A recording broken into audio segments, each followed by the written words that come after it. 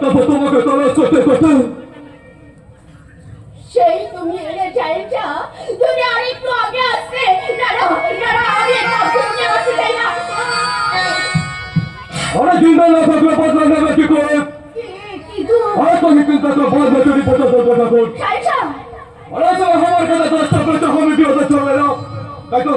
তাই তো তোমার একটা সাথ মিলে আমাদের মিলিত শক্তি দিয়ে ভাগ করে দিতে হবে। এই শয়তানদের পাপা